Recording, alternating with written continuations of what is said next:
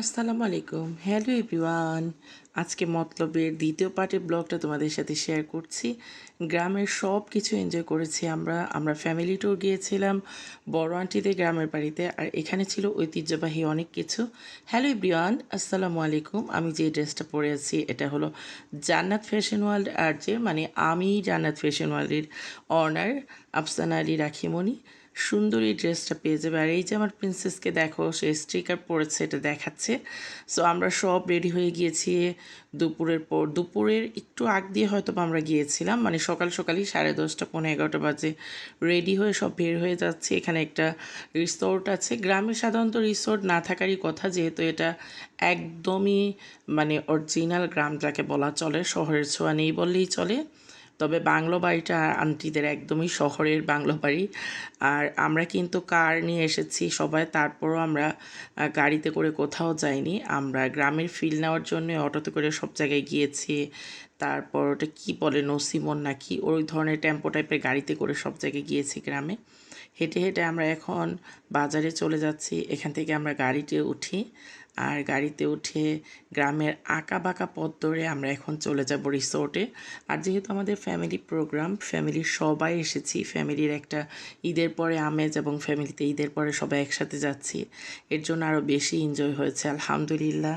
আমরা সবাই একসাথে এনজয় করতে করতে একদম অন্যরকম একটা ভিন্ন জগতে চলে যাই। মানে তোমরা যদি বলো যে ভিন্ন জগৎটা কি, আমি এই যে দেখাচ্ছি, দেখো এত পরিমাণ সবুজে ঘেরা একটা পৃথিবী দিয়ে আমরা মনে হচ্ছে পার হচ্ছি। আঁকাবাঁকা রাস্তার শুধু সবুজের সবুজ। এর মধ্যে আমরা 1.5 ঘন্টার জার্নি করে এখানে চলে আসি। এখানে আমি এসেই আমরা অনেকক্ষণ ওয়েট করি, সবাই একসাথে হই, দেন আমরা এখানে আসি মূলত এই পার্কটা ভিজিট করব। এবং এই পার্কে নদীতে খুব সুন্দর করে ঘাট করে এবং খুব সুন্দর করে এখানে সীমানা করে দেওয়া হয়েছে গোসলের জন্য, সুইমিং করার জন্য। আমরা নদীতে গোসল করবো এটা আগেই ঠিক করে রাখি। সো আমরা এখানে ঢুকে পড়ি। এই যে দেখো আমার ভাতিজাকে, আর এই যে বেবিরা, এখানে আমরা সবাই এখানে আইসক্রিম খাচ্ছিলাম। তারপর এই যে ওয়াফিয়াকে দেখো, আমার মিষ্টি ভাতিজিকে, মাশাল্লাহ ওয়াফিয়া মনিও এখানে উঠে গিয়েছে। আর আমরা সবাই যেহেতু আইসক্রিম নিয়েছি, খেতে খেতে যাচ্ছি। আর পার্কটা খুব সুন্দর এবং সবুজে ঘেরা। আমরা মূলত পার্কে এসেছিলাম ফটোশ্যুট করতে, প্লাস আমরা এসেছিলাম আন্টিকে একটু দেখিয়ে দিচ্ছি। আন্টি আমার ব্লগের খুব পছন্দ করে এবং আন্টি আমার ফেভারিট একটা আন্টি আমি বলবো।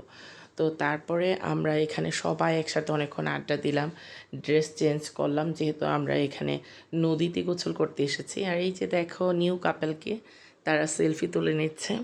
দেন আমরা কথাবার্তা বলে সব কিছু গুছিয়ে, আমরা যেহেতু নদীতে গোসল করব, আমরা গোসলের জন্য সব কাপড় চোপড় এখানে কাপড় টাপড় ওখানে রেখে তারপর আমরা গোসলে নেমে যাই।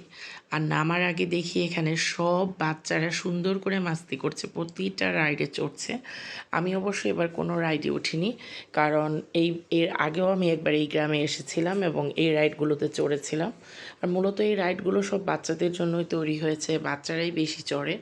তারপর আমরা অলরেডি চলে গেলাম গোসলের জন্য। বাচ্চাদের নিয়ে আম্মু অনেকগুলো রাইডে চড়েছে, বাচ্চারা খুব হ্যাপি ছিল আলহামদুলিল্লাহ। তারপরে আমরা সবাই একসাথে হয়ে গেলাম নদীতে। নদীর সিনটা তোমাদেরকে দেখাচ্ছি। ওই যে দেখো ব্যারিকেড দিয়ে দিয়েছে, এত পরিমাণ স্বচ্ছ পানি ছিল আর এত শীতল পানি ছিল যে সবাই খুব এনজয় করেছি। 2-2.5 ঘন্টা আমরা এখানে সুইমিং করেছি, গোসল করেছি, খুব বেশি এনজয় করেছি। তারপর আমরা বাসায় দেন ওখানেই খাওয়া দাওয়া করি, আর বাসায় ব্যাক করি না। আর যে কোনো এলাকায় গেলে একটা ঐতিহ্যবাহী অনেক কিছুই থাকে। এই এলাকার ঐতিহ্যবাহী একটা মাজার ছিল, ওটাও আমরা ভিজিট করি। আর এখানে দেখে তারপরে দেখলাম আগে এরকম অনেক জিনিস মাজার বা মেলায় পাওয়া যেত। আমি এটাই একটু তোমাদের দেখানোর চেষ্টা করলাম। মাজারের ভিতরে সবাই গেলাম, একটু দেখে আসলাম। যেহেতু একটা এলাকায় এসেছি আন্টিদের গ্রামের বাড়িতে, এবং তাদের গ্রামের ঐতিহ্যবাহী সবগুলো স্পটই আমরা ঘোরার চেষ্টা করেছি। এই যে খাদেমকে দেখিয়ে দিচ্ছি, তিনি বলছে এখান দিয়ে আপনারা যেতে পারেন, দেখে আসতে পারেন। দেন আমরা দেখে এসে সবাই একসাথে আবার ফটোশ্যুট করে নিয়েছে। বাচ্চারা আলহামদুলিল্লাহ এত ছোটাছুটি করেছে। আমরা ওখানে ছোটাছুটি করেই বেক করার সময় কিন্তু এখানে বাইরে বের হয়ে দেখি এত পরিমাণ গামছা এখানে, মানে এই মাজারটায় নাকি গামছাই মেন।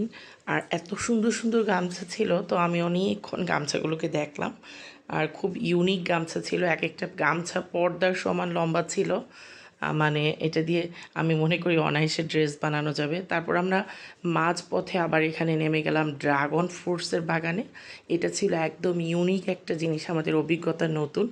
ড্রাগন ফ্রুটস শয়ে শয়ে শতাংশ জায়গার উপরে ড্রাগন ফ্রুটসের বাগান। আর এত সুন্দর করে প্রতিটা ড্রাগন ফ্রুটসের গাছের ওপরে একটা করে লাইট লাগানো। আমরা এখানে অনেকক্ষণ থাকলাম, ভিডিও করলাম, ফটোশ্যুট করলাম। আর এটা আমাদের ছিল একটা নতুন অভিজ্ঞতা এবং আমাদের এত ভালো লেগেছে, এটা মানে বোঝাতে পারছি না। রাতের একদম অন্ধকার ছিল পুরো পাশ, আর এই ড্রাগন ফ্রুটস। তারপরে আমরা বাজারে নেমে যাই। আমরা বাজারে নেমে সবাই চলে যায়, আমরা ভাইয়ের বোর আর আমরা একসাথে মিলে সবাই একসাথে চটপটি খাই। আলহামদুলিল্লাহ, চটপটিটা একদম শহরের মতো ছিল টেস্টি। মানে এই চটপটিটা বেস্ট আমি বলবো। প্রতি প্লেট ছিল 50 টাকা। দেন আমরা 11:30 পরে 12টার দিকে আমাদের আন্টিদের ছাদে চলে যাই, 4তলার ছাদের উপরে বাচ্চাদের নিয়ে একটা প্রতিযোগিতা হয় গল্প বলা। তারপরে শুরু হয় বড়দের ভূতের কাহিনী বলা। এটাও খুব আনন্দের এবং ভৌতিক ছিল। দেন এটা আমরা প্রায় 12টা বা পৌনে 1টা পর্যন্ত আলোচনা করি। তারপর আমরা আবার নেমে আসি বাসায়। আর বাচ্চারা যেন ঘুমের কোনো কথাই বলছে না, শুধু আনন্দ আর আনন্দ। আর এই আনন্দ যেন শেষ হওয়ার নয়, এভাবেই আমাদের রাতটা কেটে গেল, সুন্দর একটা দিন কেটে গেল। আলহামদুলিল্লাহ, পরের দিন ভোরে উঠে আমি আর আমার কাজিনের ওয়াইফ, মানে আমার খালাতো ভাইয়ের ওয়াইফ, আমরা একদম ফ্রেন্ডের মতো, বোনেদের মতো একসাথে হাঁটতে চলে গেলাম। সবাই ঘুমিয়েছিল, গ্রামগঞ্জের মানুষেরা হাট থেকে আসছিল। আমরা প্রায় 6টারও আগে উঠে এখানে চলে যাই হাঁটতে হাঁটতে। কুয়াশা ছিল গ্রামের বাড়িতে, আমার বড় খালুদের মসজিদ এটা। আর তাদের ব্যালকনি থেকে আমি তাদের উঠোনের লিচু গাছের বাগানগুলো তোমাদের দেখানোর চেষ্টা করছি। এত পরিমাণ নিস্তব্ধতা এবং ঝিঝি পোকার ডাক। দেন 11টার দিকে আমরা নাস্তা করে চলে যাই ভুট্টা খেতে। এখানে প্রচুর ভুট্টা হয়েছে, আর কাঁচা ভুট্টায় প্রথম আমি হাত দিয়ে পেরেছি ভাতিজাদের নিয়ে একসাথেই চেয়ে। আর এই ভুট্টাগুলো এত পরিমাণ মিষ্টি ছিল, আমি প্রথম জীবনে কোনো কাঁচা ভুট্টা খেয়েছি এবং এটা যে এত মিষ্টি হয় এটাই জানতাম না। আমরা যে কত কিছু থেকে দূরত্ব, আমরা যে কত প্রকৃতি থেকে দূরে চলে গেছি, আমরা গ্রামে গেলে এটা ফিল করতে পারি। আমরা সবাই এখান থেকে কিন্তু ভুট্টা আমরা টাকা দিয়ে কিনেছি, আগেই বলে নিচ্ছি। আমরা ভুট্টা ছিঁড়েছি এবং মালিককে টাকা দিয়েছি অবশ্যই। আমরা আরও অনেক ভুট্টা নিয়েছি আলহামদুলিল্লাহ। দেখো কি সুন্দর ভুট্টাটা দেখতে, একদম সফট ছিল আর একদম মিষ্টি ছিল। দেন আমরা বাসার জন্য অনেকগুলো ভুট্টা নিই, 5-10 কেজি মতো ভুট্টা নিই। তারপরে আমরা চলে আসি পুকুর ঘাটে এসে দেখি আমার ভাতিজারা এখানে জাল দিয়ে মাছ ধরছে। ওরা সবাই শহরের জীবনযাপন, গ্রামে এসে খুব বেশি এনজয় করেছে, উদযাপন করেছে। আমাকে দেখাচ্ছে, ফুপি দেখো মাছ ধরেছি। আর এখানে খুব আড্ডা চলেছে। আমরা দুপুর পার হয়ে গিয়েছে, তাও এখান থেকে আমাদের আড্ডা শেষ হয়নি। এখানে আড্ডা কমপ্লিটলি শেষ করে ওই যে আন্টিদের বাসা, এটা আন্টিদেরই পুকুরঘাট, বাসায় চলে আসি। আমরা ওদিন ব্যাক করব, তার জন্য বাসায় চলে আসি। তো আমরা এখানে পোলাও এবং গরুর মাংস খাই সবাই। খেয়ে খুব বেশি আড্ডা করছিলাম। সুন্দর একটা মিনি ব্লগ, 2 দিনের 3 দিনের মিনি ব্লগ তোমাদের সাথে শেয়ার করেছি।